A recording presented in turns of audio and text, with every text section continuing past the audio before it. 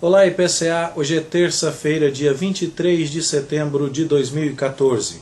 Nós estamos juntos há 758 dias lendo a Bíblia e hoje leremos os capítulos 3 e 4 do livro do profeta Daniel. Nesses dois capítulos nós vemos mais evidências de que Deus é o soberano sobre todas as nações da terra e que está revelando a sua glória lá na Babilônia por meio da vida de Daniel e de seus amigos, que permanecem fiéis a Deus, mesmo quando colocados debaixo de situações de risco e quando sofrem por fazer aquilo que é certo diante dos olhos do Senhor. O capítulo 3 é muito conhecido de todos nós, quando os amigos de Daniel são pressionados a adorar uma imagem de ouro construída por Nabucodonosor. Não sabemos se era uma imagem do deus Marduk, se era um obelisco, se era uma imagem do próprio Nabucodonosor, mas o fato é que a recusa em se curvar aos deuses da Babilônia, ou a recusa em se curvar àquela estátua, era uma recusa à autoridade absoluta de Nabucodonosor. E então os amigos de Daniel, que são confrontados com essa exigência, ao se recusarem a isso, estão colocados debaixo da ira de Nabucodonosor. Nabucodonosor os confronta e diz que nenhum Deus poderia livrá-los de suas mãos se eles não se dispusessem a adorar a sua imagem. A resposta deles é muito notável, é conhecida por nós no verso 17. Se o nosso Deus a quem servimos quer livrar-nos, Ele nos livrará da fornalha de fogo ardente e das tuas mãos, ó rei. Se não, fica sabendo, ó rei, que não serviremos a teus deuses, nem adoraremos a imagem de ouro que levantaste.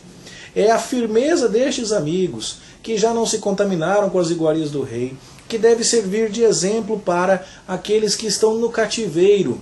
Eles servem a um Deus todo-poderoso, eles servem ao soberano sobre toda a terra.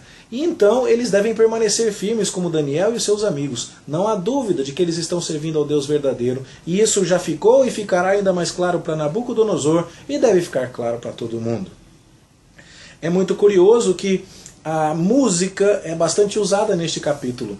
E é dito por várias vezes aqui, repetido, que no momento em que você ouvir o som da trombeta, do pífaro, da harpa e tudo mais, isso no verso 5, isso no verso 10, isso no verso 15, dando a ideia, portanto, de que o culto, mesmo pagão aqui, era sempre acompanhado de muita música e do poder que a música tinha de levar o coração das pessoas em direção à divindade. Nós precisamos fazer bom uso disso, usando a música adequadamente no culto, não é? Para a glória de Deus. Bom, vimos que tocou a trombeta, a harpa tocou, mas os amigos de Daniel não quiseram adorar a imagem. Não sabemos onde Daniel estava. Pode ser que ele estivesse presente, mas em função da alta posição que havia recebido, não tivesse sido intimado a demonstrar aquele tipo de lealdade daquela maneira. Mas, talvez até mais provável, pode ser que por conta de suas tarefas na província central da Babilônia, ele não estivesse aqui, por ocasião, no campo de Dura, na província da Babilônia, e não estivesse por ali, então, tendo outros deveres a realizar no palácio. De qualquer forma, Nabucodonosor manda que esses homens sejam jogados na fornalha, e há um quarto homem lá dentro.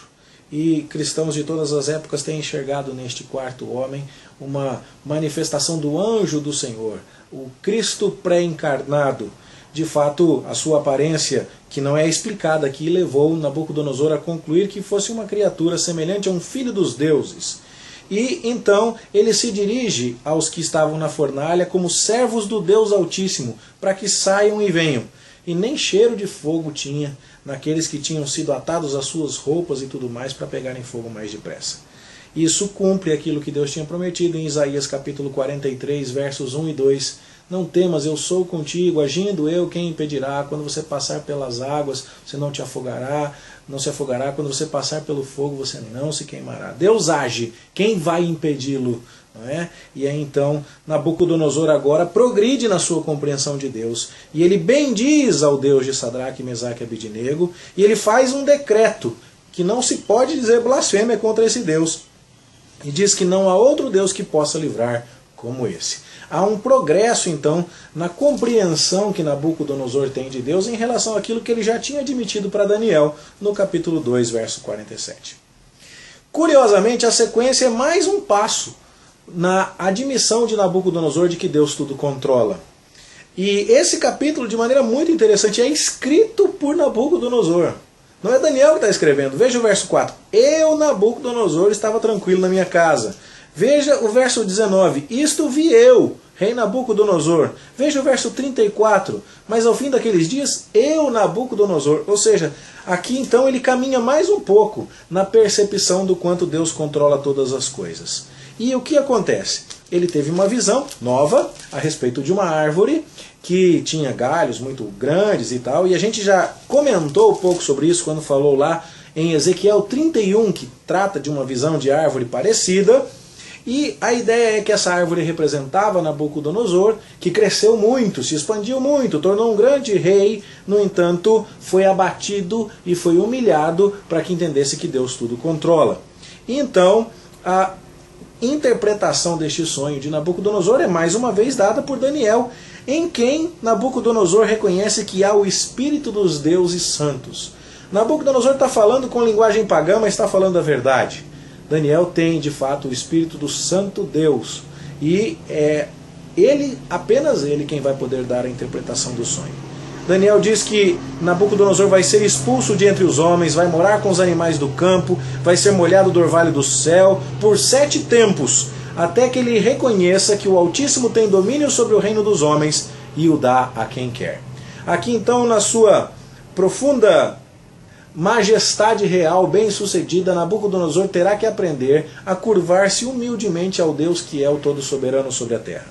E então, a visão é narrada até o verso 27, e do verso 28 em diante é dito que Nabucodonosor estava passeando sobre o palácio real da cidade da Babilônia e falou consigo mesmo: olha a Babilônia que eu edifiquei com o meu grandioso poder e para a glória da minha majestade, diz o verso 30. E Deus está falando: não, a majestade é minha, a glória é minha. E então, por conta disso, você vai agora virar um bicho do mato. Verso de número 32. Até que aprendas que o Altíssimo tem domínio sobre o reino dos homens e o dá a quem o quer. E então existem algumas hipóteses aqui. Alguns dizem que Nabucodonosor sofreu de uma doença mental chamada licantropia, que deriva das palavras gregas likos, lobo, e antropos, homem. E que ele então ficou parecido com um lobo. Outros dizem que, como ele comeu a erva como os bois, a doença dele chamava boantropia. Outros citam situações muito semelhantes que aconteceram, por exemplo, com o rei Jorge da Inglaterra, que viveu entre 1738 e 1820, ou com Otto da Bavária, que viveu entre 1848 e 1916. Seja lá como for, se já houve ou se não houve episódios semelhantes em outras pessoas, o fato é que Nabucodonosor foi divinamente trabalhado para se comportar como um animal, e possivelmente por 7 anos, o termo aqui é 7 tempos, mas a ideia de que os seus cabelos cresceram como penas das águias e as suas unhas como as das aves parece dar a entender que foram 7 anos. De qualquer maneira, essa experiência fez com que Nabucodonosor compreendesse muito claramente que Deus é quem domina sobre tudo. E no verso 37, então, ele diz: agora, pois eu, Nabucodonosor, louvo, exalço e glorifico ao Rei do céu, porque todas as suas obras são verdadeiras e os seus caminhos justos, e pode humilhar aos que andam na soberba. Essa é a grande lição aqui. Muita humildade para você e para mim, por mais que os nossos objetivos prosperem, por mais que a gente esteja obtendo sucesso, seja lá o que for que estejamos fazendo. É importante entender: todo o poder pertence a Deus. Daniel e os seus amigos estão dando testemunho disso lá na Babilônia, enquanto Jerusalém está em ruínas, destruída, o templo também, os judeus estão escravizados, mas o Deus deles é o Todo-Poderoso. E que os poderosos babilônicos aprendam esta lição. Mais uma vez, capítulos conhecidos, sem maior dificuldade de interpretação, e esses são os comentários que tínhamos a acrescentar para a sua melhor compreensão. Esperamos que isso abençoe a sua vida.